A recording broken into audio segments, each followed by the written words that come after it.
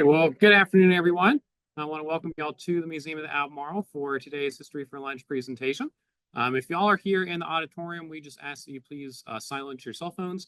And if you're joining us on Zoom, please mute your microphone and use the chat for your questions. We'll have a Q&A session at the end, as always. A reminder that our next History for Lunch is scheduled for Wednesday, August 20th at noon. Public historian Perry Meldon will explore what became of the Great Dismal Swamp after 1865, what decisions made by farmers, landowners, hunters, lumbermen shaped the vitality of that wetland, and so how did it retain its original ecosystem? And so that will be a wonderful presentation coming up on August the 20th. Now today we welcome Mr. Edward Fearing. He's joining us again to go through a collection of photos from old Nags Head, taking us back over the past 125 years. So please welcome Mr. Fearing up to the podium.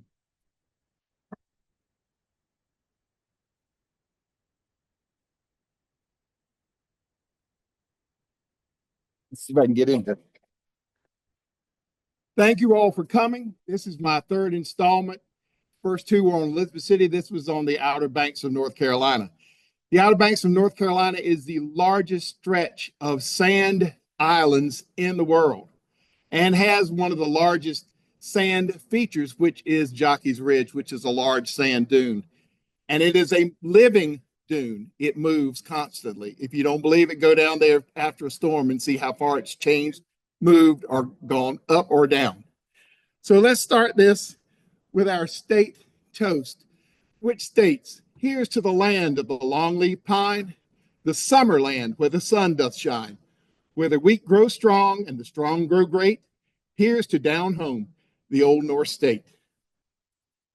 And here we have a picture of Jockey's Ridge, taken about 1950. Notice how tall it is.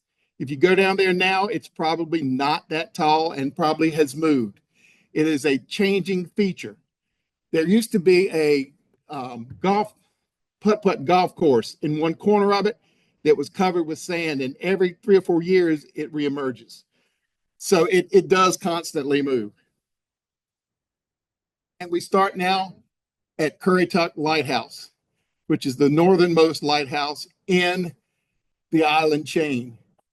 Built in the 1800s, as were several others that were there on the coast, because it was the most treacherous stretch of water on the East Coast, known as Graveyard of the Atlantic. And we will go into that in just a bit. And here's the Hatteras Light, not the furthest most light, but the largest in existence. Actually, this light was moved several years ago because the ocean had encroached on it. It was the second lighthouse that was built in the same spot. And it was a monumental undertaking for them to jack up and put on trucks and move it several hundred feet inland to keep it from being destroyed. Here's a picture of it, probably about 1950. This is Penny's Hill, which was a light-saving station in the northernmost part of the Outer Banks. I remember as a child going up there, no roads. Now it's all built up and there's all kinds of houses and commercial places. But you went up there, it was near the Currituck Light, and you had to go by dune buggy if you went, or a car with tires that had air let out of them. The Outer Banks are notorious for storms. Hurricanes have always been a bad thing for the Outer Banks. Even things like the Ash Wednesday storm, which were just basically a big northeaster. This actually is tornado damage. Not many tornadoes have hit the Outer Banks. This is the Wilbur Wright Motel. In the 70s, the Wilbur and Orville Wright motels were side by side, and a water spout came out of the ocean and ripped the roof off of this motel. They since tore it down, sold the property, redid the other one, and now the other one's called the Wilbur and Orville Wright Motel. And here's the damage across the street. So you can see it was quite bad.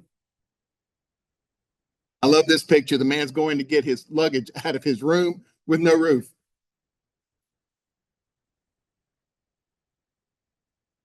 And a car in the parking lot that was destroyed.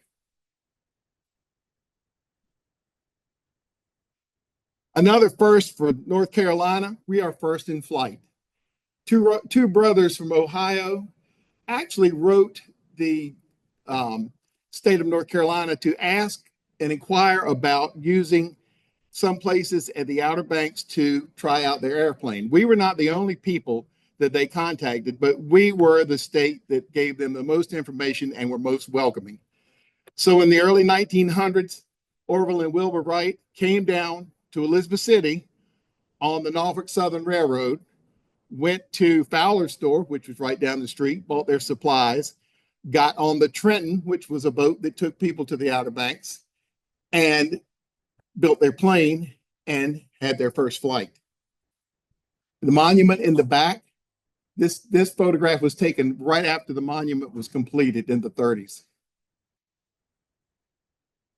And here's a recreation from the early 1950s.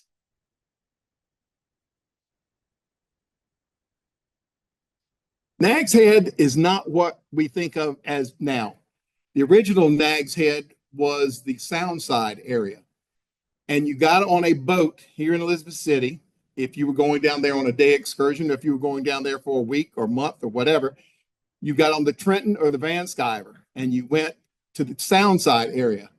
This pier you see is 400 feet out into the Sound because the Sound was so shallow, the boat could not dock closer to the Sound. So you would go out on the Van Skyver, the Trenton, dock at the end, and come ashore. And you notice the mule cart in the foreground. That's what they used to take your luggage to the hotels. And there were several hotels in this area. We'll see a couple of them in a second. There's another view of the pier from the Van Skyver looking towards land. That is not a very good picture, but that is a photo of the Van Skyver loaded going to the Outer Banks about 1910. And there's a better picture of it as it arrived at Nags Head. It was a large boat. It was owned by the Norfolk Southern Railway, that and the Trenton. The Trenton was more of a steamer that carried goods and that sort of thing, and the Van Skyver carried passengers. Okay, let's see if I can zoom this. Y'all bear with me because I did do it. Okay. This lovely looking building was actually the pavilion in the Sound side, and it was a dance hall. The only entertainment they had down there for the most part was dances. And you can see there were windows all the way around, or actually board and batten shutters that were open to cool it off. This is after a storm, and they're actually drying out the linens or tablecloths or whatever that were in this building after the storm. Notice the high peak roof, which kept the heat up instead of down on the people that were inside. Keep in mind, all this was on the Sound side area. Oh, I went the wrong way, sorry. Okay, here we go again. See if I can zoom this one. Listen, I am technically challenged. If it doesn't have a crank on it, I can't operate it. Here's one of the houses on the Sound side, and notice it was built out over the water. One of the things that this helped, we would not do nowadays. There were no outhouses. There was no plumbing in these houses. So a lot of these were built out over the water, and to save themselves from having an outhouse on the shore, they would put a corner toilet in bedrooms. I remember as a child going in the Setzer cottage, and each bedroom had a corner block with a round hole on the top with a big 20-penny nail, and you lifted the 20-penny nail, took the top off, and you could see the water. So you can only imagine. Things have certainly changed since then. Yeah, sanitation, exactly. All right, let's see if I can do this again. I have to have back up. No, it didn't. There we go. And here's another one. I got to do the same thing. This is another picture of the Sound side. This is actually the pavilion again. And notice there's a truck there. One of the reasons that people went to the Outer Banks via Nags Head on the Sound side was there were no roads on the mainland. Absolutely none. The Currituck Bridge was not there, and the only way to get there was by boat. This is why this area grew up. And most generally, people came to the Outer Banks from eastern North Carolina. Farm owners, plantation owners went there in the summertime to cool off. They'd buy pieces of property, put up cottages, which were just really makeshift buildings. And this is where they would stay, or their families would stay during the heat of the summer. And having somewhere to be entertained, they'd go to the pavilion. Later years, when the ocean side became popular, the mule cart you just saw was very prevalent, and they had a corduroy road, which is logs laid side by side. Then went from the sound side over the sand to the ocean front, and then cottages were built there. Okay, here we go again. All right, I don't know. Wait a minute. I'm sorry. There we go. See, this is the north end of Nags Head, which is the sound side there again. Notice there are no roads. Everything is on the sand. These cottages were actually on the sand somewhere over the sound. And there's that one vehicle still in this picture. This picture is probably taken about 1903, 1904, somewhere in there. This is the Trenton. This was the cargo ship, so to speak, that took cargo and passengers to Nags Head at the turn of the century. Left Elizabeth City daily and went on that route. See if I can do this one. When I had these are all basically postcards, and I had them put on this, and they did not know to enlarge them, so I guess I have to do it here.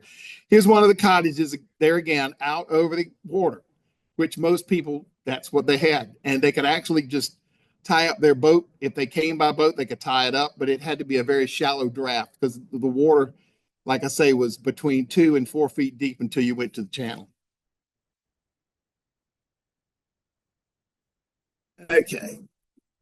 This is the Nags Head Hotel. This was one of two on the sound side. One was the Leroy Cottage, and this is the Nags Head Hotel.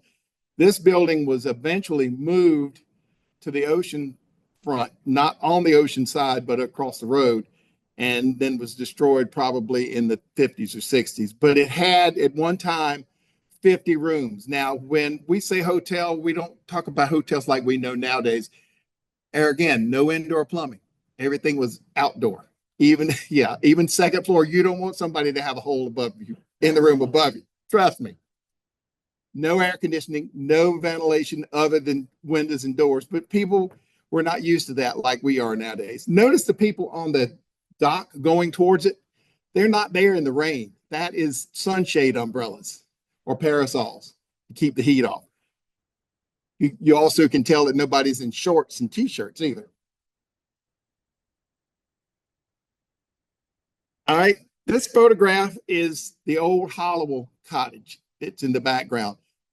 It was owned by Ms. Rhoda Hollowell, and she sold it in 1933 after a terrible hurricane that took the roof off to my great aunt. My great aunt had 10 children, and she told each one of them, if I buy this cottage, you're going to go down here and help me. So with the help of all 10 of them, they went and replaced the roof and lived in it for years. It also became one of the most famous cottages at Nags Head because for years, all the ships that ran aground had name boards or barge boards on them. And her children would go out when the ships would come ashore and they get these signs and they nailed them to the cottage. And they were all over the entire cottage. The cottage remained in the family until the 1980s, and it was left to 14 heirs. And you know what happens when you leave something to 14 people? Nobody can agree on it. So they finally decided to sell it, and they sold it along with about 6 acres for a little over $500,000. And by the time the dust settled, each one of the heirs got $10,000. So it wasn't worth it to them. But they did take the barge boards and the sign boards off of it, and they are now in Hatteras at the museum down there, the Maritime Museum. So all those were saved. Here is the only gas station at Nags Head at one time after a hurricane. And if you notice in the background, that is the Wright Memorial. It's Kill Devil Hill. Yeah, the Wright Memorial is in the background.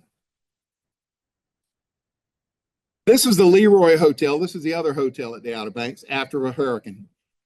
This was owned by Mr. J. Henry Leroy of Elizabeth City, who was a prominent attorney. And it started out as a cottage, and he rented rooms in the summertime and realized he could make a lot of money with having rooms. So he just added onto it and added onto it. And in the 30s, as you see, it was destroyed by a hurricane. There's another view of it, took the roof right off of it.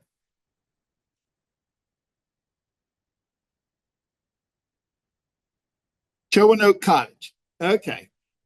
When the Outer Banks became really popular before the roads were put in, there were several counties in our surrounding area, Pasquotank, Perquimans, Chowan, Bertie. Each one of them had an enclave on the ocean side, and they would buy a huge tract of land and then subdivide it. So there were a lot of their family members would have places there. They are still there. A lot of them still owned by the same families. Some have been sold, some have been destroyed, but most generally it's still there. These were researched several years ago by a woman from Raleigh named Catherine Beischer, and they were dubbed the unpainted aristocracy of Nags Head. A lot of these cottages still exist as they were, with no heat, no air conditioning, kitchens out beyond the cottage. If you notice this one towards the corner over there, that's the outside kitchen. They had better chance of the house not burning down if the kitchen caught on fire. But these were all owned by people with either farms, plantations, money, or whatever. Then they went in the summertime to cool off. Here again is the Leroy Cottage in Nags Head, probably 10 years before it was destroyed. And you notice it also had a big dock in order to disembark people from the Van Sciver into Trenton. This is Nags Head, a view of Nags Head when cottages were a lot further away from the ocean than they are now. That is one thing about the Outer Banks. It moves constantly. You know, you've seen in the news recently about the houses in Buxton and Hatteras that are falling into the sea. It's because of the nature of the beast. It is an unstable land. Sand moves, and wind and waves have a great effect on it. This looks a little familiar. There were a lot of these at the Outer Banks. One of them was turned into the Black Pelican restaurant, if any of you are familiar with that. This is one of the old life-saving stations. This one's actually at Nags Head.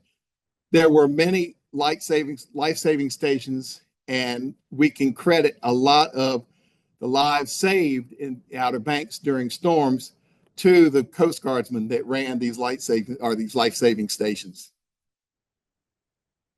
This is an overview of Nags Head with in the foreground up here in the back. This is the old part of Nags Head that we just talked about, where the Van Sciver and the Trenton came.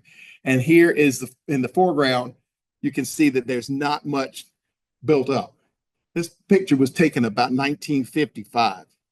So you can see in the last 70 years, there's been a monumental change in the Outer Banks as far as construction is concerned. The first road, actually it was a sand road, and it went from Nags Head Woods to the beach. You could only go by mule and cart. It actually became a paved road in the late 30s, early 40s, and the first bridge across Currituck Sound was actually a wooden bridge with plank boards on top of it. And then they put asphalt over those boards. I remember when I was a child, after the Ash Wednesday storm, we went to check on the cottage, and going over the roadway, there were several places that the way the water had washed the boards away from the bridge, and they had planks. So you had to ride over the planks going over the bridge. And of course, my parents thought it was horrible, and we thought it was wonderful because we'd hang out the windows and look at the sound going by. The Arlington Cottage was actually part of what I showed you before, that hotel, and it was moved to the ocean side when the sound side became not as popular and everybody was building cottages on the ocean side, it was moved over there and stayed there probably another 30 or 40 years until it was destroyed in the 70s. This is Atlantic View Hotel in Hatteras, North Carolina. Hatteras was a great fishing area, and a lot of people would go in the spring and the fall to fish. And the people in Hatteras just decided that they needed a hotel. So a bunch of guys got together and they built this one. I don't think the building is still there. I think it's been reconfigured into something else. But this picture is probably from the late 1940s. Carolinian. Some of you all remember the Carolinian. I've had a many good time in this place. It was one of the best hotels at the beach. I remember my family had a family reunion, and if anybody is familiar with my folks, they know they love to dance, and so they all got together and hired Glenn Miller's orchestra to go and play. And my girlfriend and I at the time were doing the jitterbug, and I was probably in my 20s, and the guys that were playing stopped and said, "How do you know how to do that?" And I said, "Well, when you grow up like I did, you learn how to do stuff." The Bathing Beauties from Elizabeth City High School. Miles Clark every year would take the band members and the majorettes to the beach, and they'd stay at the Nags Header, and they'd have band camp down there. There's probably some people in here that some would recognize. I don't, because it's about 1950. And here's the Nags Header Hotel, one of the hot spots of the Outer Banks. And the building beside it was actually the beach club, and they would have tea dances in Sunday afternoons. And the only thing you could do to go was take your shoes and socks off. You had to go barefoot on an unfinished pine floor.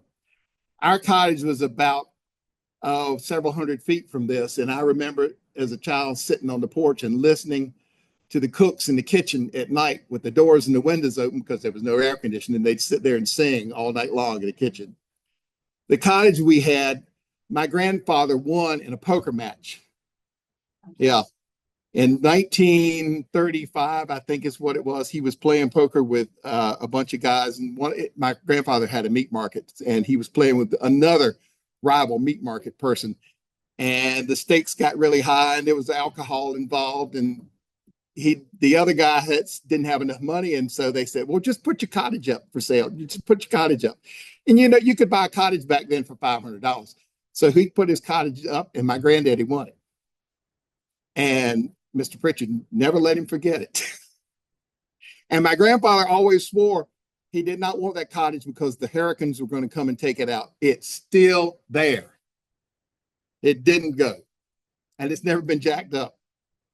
The Oasis restaurant was on the way to Manio. One of the things the Oasis was known for was the barefoot waitresses. They all worked there in bare feet, and everybody loved it. It's now basically a hotel, but it's like a suites hotel. Cottage Court in Kill Devil Hills.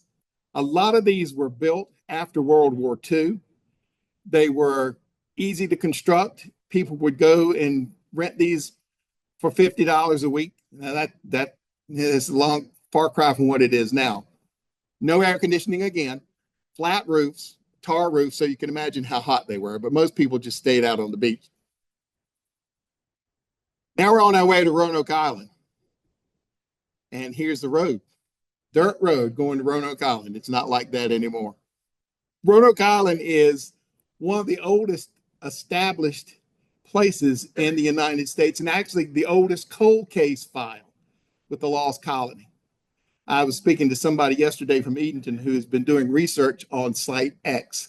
And Site X it's across the river from Edenton. It's in Bertie County, and they discovered a map that John White had drawn, and there was a patch over it, and the patch was Site X, and it said that there was an English colony there. And they have actually unearthed English artifacts and along with arrowheads and things like that from the 1600s. So they're getting close to determining what happened to the lost colony.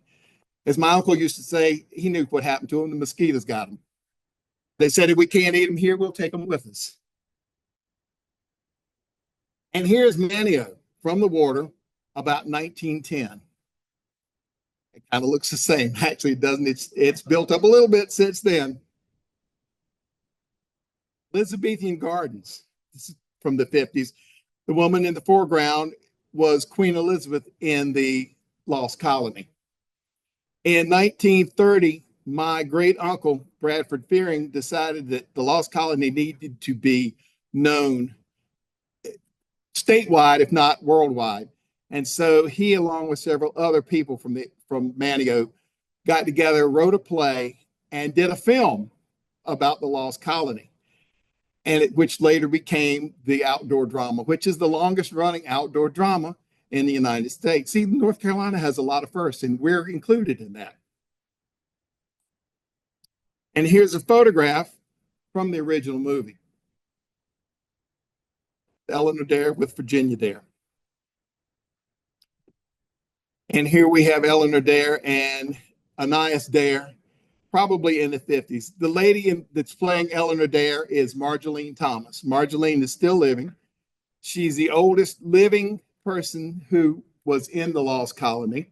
She played everything from a small girl to Queen Elizabeth to Eleanor Dare, and actually both of her children were Virginia Dare in the drama.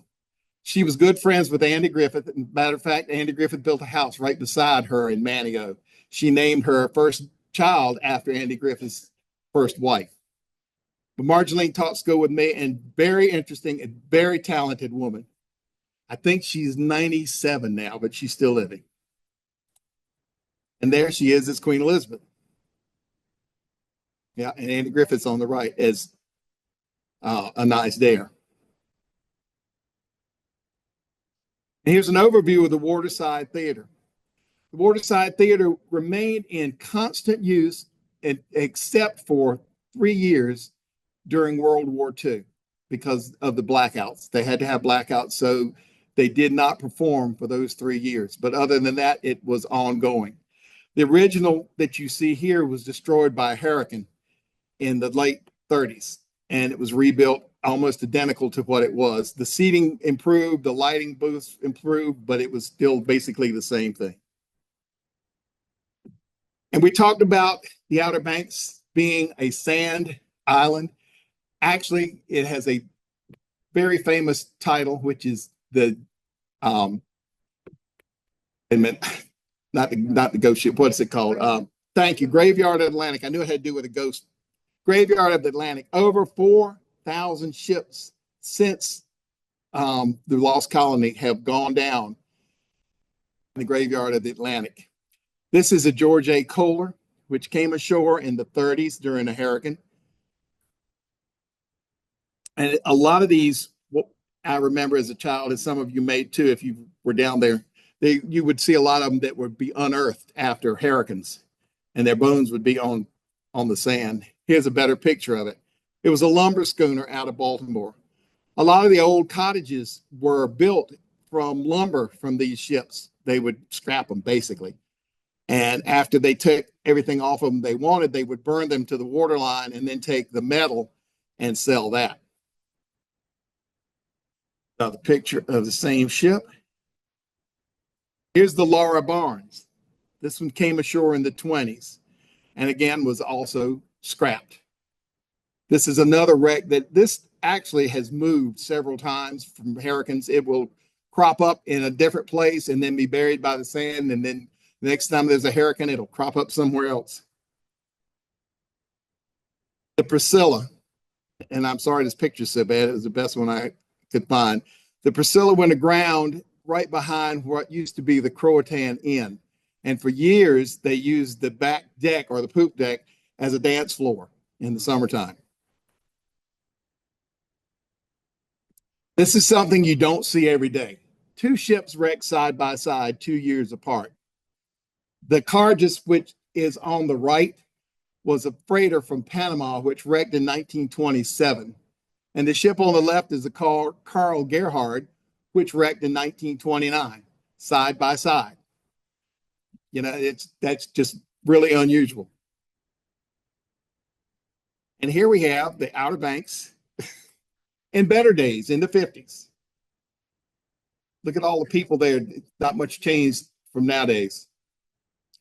One of the things I wanted to tell you when we were talking about the shipwrecks is during World War II, there were blackouts everywhere. And if you had a cottage at the beach, you had to have blackout curtains to pull down or shutters to close. Headlights were masked off to a little strip because the U-boats out in the ocean could see silhouettes of passing ships from the light on the shore. And my mother has told me many times about sitting on the porch at night and watching ships being torpedoed and burned in the ocean from the Germans. It was also known as Torpedo Alley because for those years during the World War II, a lot of ships were bombed or sunk by torpedoes in the Outer Banks.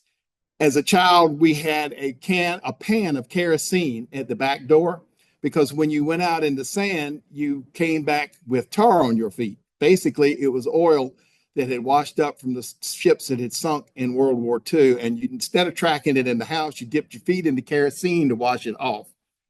Also, after storms, we would walk the beach and find things like shipping containers, hatch covers, things like that. Somebody asked me one time, did they ever find any bodies? I'm sure they did, but that was something I was never told about, so I don't know that. I do know that during World War II, they got a submarine off the coast, and they actually surrendered. And in the pocket of one of the German officers were tickets from the Pioneer Theater in Manio. So they had come ashore and knew enough English to pass as Americans and went to the movies. So a lot of that stuff went on, but thankfully it didn't contain us. But that is the end of my talk on the Outer Banks. I mean, we could go on for hours with history. These are what few pictures I had that actually I could copy. Some of them were so bad that they were just not able to be copied. But I know more about Elizabeth City than I do about Nags Head. I just wanted to do this for the museum. Yes, sir. Where's the word? That's a good question. Nags Head, I was always told, came from the pirate days. And the pirates would tie a lantern around the neck of a mule and walk him up and down the coast or the ocean line. And ships out at sea would think that they were boats anchored in a shore, that they could come ashore and they would come in and get stuck on a sandbar. And then the pirates would go out there and plunder the ship. Anybody else have a question? All right. Well, I thank you very much for your patience and hope you enjoyed it.